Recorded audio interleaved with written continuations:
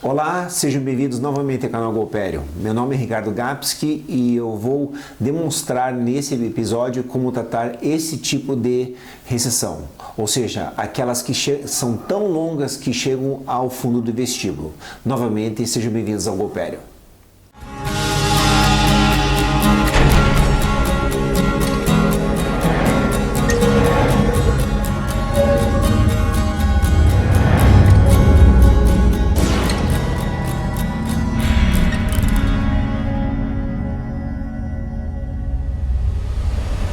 Aqui mais uma vez. Fala, Ricardo. Tudo bem, Henrique? Beleza. Hoje nós vamos conversar assim bem brevemente sobre quando você tem aquela recessão muito longa e você não consegue fazer aquele famoso retalho avançado, né? Sim. Então são acho que recessões bem graves, né? Sim. Bem Longas, extensas, né? E que tem até um prognóstico bom. Sim. Né? Sim. Se vocês tiverem algum questionamento em relação a avanço coronário de retalho, nós temos episódios de recessões múltiplas que está no episódio 33 e de incisões clássicas, que também fala do retalho coronário no episódio 5, né? Então, o que a gente fala, eu e o Henrique, a gente conversa muito aí, Henrique, você pode expandir, é que só aquela parte da papila, né? Uhum. Aquela parte interproximal, sim, ela não vai te dizer qual técnica usar. Exato. Ela é importante para dar o prognóstico do caso, para saber até quando você pode esperar determinado recobrimento para o caso. Mas ela não é muito determinante para dizer que técnica você vai usar para fazer aquele recobrimento, né? E aí que vem a dúvida, talvez, de alguns que fazem um curso de uma técnica e tentam aplicar para todas as recessões gengivais, né? Exato. Que vão só pela classificação e tentam fazer a mesma técnica para todas as classificações, né? Aí tem um problema grande. Né? Porque o que nós queremos dizer é que na classe 1, aqui o Miller é um pouco mais... Acho que até chega a ser até um pouco mais exato, né? Porque na classe 1 e classe 2 são previsíveis, mas a técnica é diferente. Exato. Então o que a gente vai começar a ensinar a vocês é uma classificação nossa, que é uma adaptação da Academia Americana de Periodontia e também da Academia Europeia de Periodontia, através do Cairo e todos os colaboradores, de incluir em cada tipo de defeito mucogingival, mesmo que seja ideal, a incisão, a técnica mais adequada. Para o clínico isso é fundamental, né? Não saber só classificar, mas saber qual é a melhor técnica para resolver depois que você classificou. Ou seja, na classe 1 e classe 2, o RCT1, RCT2 é 100%, mas com qual técnica? Exato, né? Exato. E aí cai nessa figura, né? Perfeito. O lado direito, né? Sim, esse é um bom exemplo, né? Duas situações com talvez classificações iguais de recessão, mas que para resolver clinicamente estão indicadas técnicas bem diferentes uma da outra. Né? E é bem simples, né? Nós temos a primeira técnica que aqui a gente vai fazer esse avanço coronário, né? Sim. Que, de novo, estão no episódio 33 e o 5.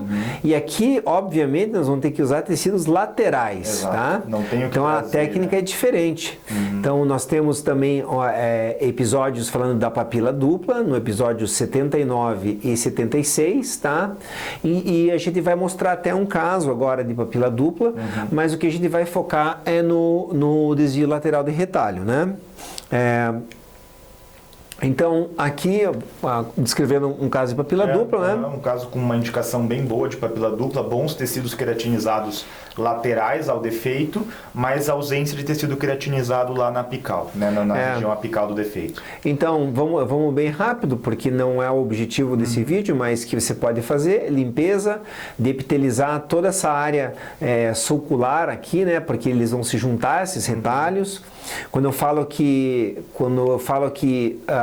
aqui eu fiz só um pique de um freio, essa técnica não é nada de nova. No Rosenberg nós vimos tem uma técnica, hoje a gente usa conjuntivo pelos italianos, mas é uma técnica que tem fotografias de 67, né?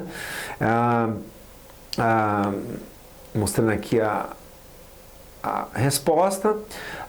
Depois você vai fazer a tua depitelização para juntar os retalhos, faz incisões verticais e as incisões clássicas mesmo estão no episódio 05, né?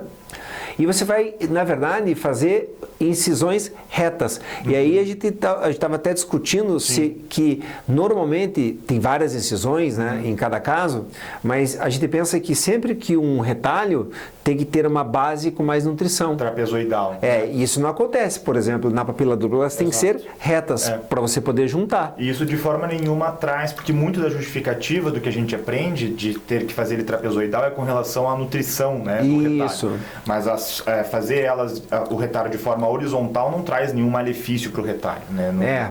Até porque nós vamos falar, quando a gente falar de retalho lateral, vai ser até convergente, né? Exato.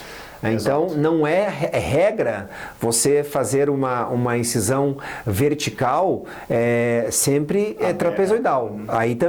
Aí eu acho que vem o ensinamento de entender cada técnica e cada incisões que são adequadas para cada caso. Mas indo bem rápido, foi dissecção aqui do caso, aí você une esses dois retalhos, a papila dupla, depiteliza, né? Aí você tem que soltar esse tecido, vai para o palato, a gente tem vários vídeos falando de como retirar o tecido, mas o que eu e o Henrique a gente gosta de deixar bastante conjuntivo no epitélio. A gente segue a técnica de Langer, porque a gente acredita ser menos traumática. Você não tem diferença em pegar tecido adiposo, um melhor conjuntivo, isso não tem evidências científicas, tá? E porque o pós-operatório com o epitélio e um pouco de conjuntivo aqui vai te dar um resultado melhor para o paciente. Sim. Tira o conjuntivo que necessita, olha, a sutura é sempre única, né? Eu gosto de usar multifilamentada porque eu uso o enxaguante Blue M e o grande problema de contaminação de placa e multifilamentar, isso acabou deixou de acontecer nos meus casos, pelo menos, e do Henrique também. Aí aqui a gente só vai avançar, juntar tudo, parece que está um pouco de bagunça, né? Mas se veja já em 10 dias após operatórios e olha o acúmulo de placa em multifilamentado usando esse enxaguante WM. Então acho que é bem legal assim usar. E aqui o resultado do palato, ou seja, em 10 dias fechado, sem dor. Não é uma ferida como a técnica de depitelização, que eu não sou contra a quem faz, cada um acredita na técnica que acha melhor. Sim, claro. Mas eu tenho experiência, e você também, né? De ter menos trauma ali. Né? E o resultado final, tá? Então você consegue, com uma incisão dessa, tem que ser única, realmente se tiver muitas você não consegue tecido lateral, a papila dupla. Mas hoje a gente vai falar sobre um outro caso, né? O que você acha aí do retalho lateral? Talvez o princípio biológico seja o mesmo, né? Você, entre parênteses, entre aspas, você pega um tecido mais adequado para recobrir aquela recessão de uma região lateral a ele, né? Então, as incisões são semelhantes, mas o tecido que você traz não é necessariamente bilateral, como na papila dupla. Você traz de um lado só para recobrir aquele defeito, aquela exposição radicular. E de maneira alguma isso é um problema para aquela região que eventualmente vai ficar exposta. Isso, muito talvez esse seja o principal motivo para as pessoas terem certo receio de usar o retalho lateral, né? Vai ficar uma região exposta. Isso a literatura mostra que não é um problema. Não é um problema. E aqui, veja bem, se inicia com uma incisão vertical, você vai imitar um retalho para o próximo dente. Exato. Tirando do dente vizinho. Essa incisão aqui, nesse desenho, é tirado do livro do Rosenberg, e eu faria ela mais convergente. Tá?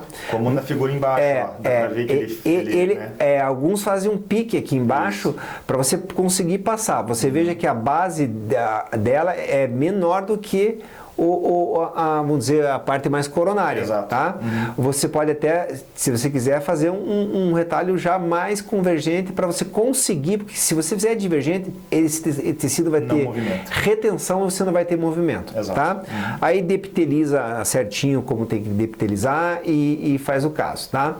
Só mostrando um caso aqui em incisões retas também, é um caso, por exemplo, de mucogival implantes. Eu vou só citar, olha, por um avanço coronário, para você ganhar um tecido ceratinizado, por exemplo, implantes, se você fizer divergente, quando você colocar coronário, ele não vai encaixar, porque ele vai estar maior na base. Exato. Então, essa é outra situação que a gente fala que o melhor mesmo é fazer incisões paralelas, né? Então, entrando aqui no retalho lateral, esse caso é um caso muito bacana, porque a gente pode começar a fazer o nosso retalho aqui já, ó, distante você não vai comprometer o dente. Então você pode fazer o teu desenho do teu retalho, mantendo o tecido ceratinizado no dente, porque esse paciente tem bastante, e jogar. Agora, avançar aqui, o que você acha? Acho que não é jogo, né? Não é um tecido de muita qualidade que você quer trazer para a região mais coronária. E a tensão, né? Fora a tensão que você vai ter que fazer. Flapless nesse caso. Não, e pelo fundo de vestíbulo também, né? Que é uma coisa que a gente conversa bastante na classificação que a gente está montando. O fundo de vestíbulo é determinante para escolher a técnica. Né? Exatamente. E também a gente fala que, claro, é a papila, né? Sim. Fundo de vestíbulo e o quão fino o tecido é, se tem ceratinizado ou não. Aí você vai ter a técnica exata para você indicar para o teu paciente. Então, olha só, foi feito uma duplicata, mas foi deixado ali um pouquinho de ceratinizado, tá? E foi suturado. Olha só, olha o tamanho do pedículo aqui, bem pequeno, bem tá? delicado, né? Você deixa cicatrizar, a aplicação do endogame, né? O endogame nós temos no episódio 04 a explicação do que é o produto, né? Ele é feito para uma regeneração. E o que o Henrique falou aqui, ó, isso aqui pode ser total, pode ser parcial. E a aplicação do endogame melhora muito, né? Porque vocês podem voltar no episódio 4, vocês vão entender por que melhora tanto, né? É um produto destinado justamente para regeneração periodontal. Mas é como você falou, o medo que muitos dentistas têm é dessa área exposta, e é a área que menos preocupa, na verdade. Né? E não precisa nem colocar, por exemplo, um surgical dressing, que é um cimento cirúrgico. Eu não coloco cimento cirúrgico, nada, assim. Exato. Existe um pouco de medo, mas realmente a gengiva vai cicatrizar, tá? Olha só. Tá? E o paciente nem tinha um bom controle de placa, né? Olha só, e o resultado foi excelente, tá? Então agora eu vou mostrar um outro caso. Né? Esse é um caso que foram feitos várias classe 5, e a gengiva foi se afastando da classe 5, classe 5, classe 5, até que chegou um ponto em que talvez muitos extrairiam esse dente, mas a extração desse dente é um pouco complicada, porque você não tem nem gengiva vestibular e nem osso. O que vai virar esse... O que você faz depois de extrair? Né? Então eu optei, como não tinha perda de inserção nem a mesial, nem distal e nem palatina, fazer um desvio lateral de retalho. Aí você olha só, a gente tirou um pouco de cárie, deixamos em dentina mesmo, né? Aqui está o retalho desenvolvido e essa parte aqui a gente fez total, tá? Eu falei para a paciente que talvez ela teria um pouquinho de recessão aqui. A paciente, ela está super positiva com o pouco tratamento, porque ela estava vendo que aquilo não tinha solução, né? E você veja que nesse caso pede técnicas que são diferentes do que está no modismo hoje, né? Bem diferentes. Então, e aqui o resultado final. Tá? A paciente ficou satisfeita e foi fazer um trabalho restaurador. Mas aqui talvez a gente poderia fazer um flapless, fazer aqui. Mas olha a área que ficou exposta. Tá? 6 meses depois, né? Sim. Então, assim... Excelente e rápida, né? E para terminar, assim, você queria adicionar o que mais aí, Henrique? Acho interessante ter isso em mente, assim, né? Lembrar sempre que você, mesmo conhecer a classificação, não necessariamente significa que você sabe a técnica que você vai usar para aquela recessão, né? Então, existem classificações e existem técnicas indicadas para cada classificação, né? Isso é fundamental, não generalizar. Todas as recessões classe 1 de Miller, por exemplo, eu vou fazer com essa técnica. E todas as recessões, outra classe 2 ou 3, eu vou fazer com uma outra técnica. Tem variações. Ou aprende-se uma técnica que a flapless, por exemplo, está muito na moda. Sim, e quer resolver tudo com flapless. Mas eu só vejo maxila sendo feito na flapless, que é bem mais fácil de movimentar tecido, Sim, né? a gente mostrou os casos ali, né? Como é que você ia pensar em fazer... Se o dentista só conhece a flapless, ele vai ter um problema naquele caso que você mostrou que você fez o desvio lateral do incisivo inferior. Porque não tem vestíbulo para fazer a movimentação flapless desse tecido. E toda a tensão, né? Então a classificação da recessão é a mesma, mas a técnica não tem nada a ver uma com a outra. Perfeito. Né? Então é isso. Valeu. E a gente se vê a próxima semana. Obrigado. Valeu. Até mais.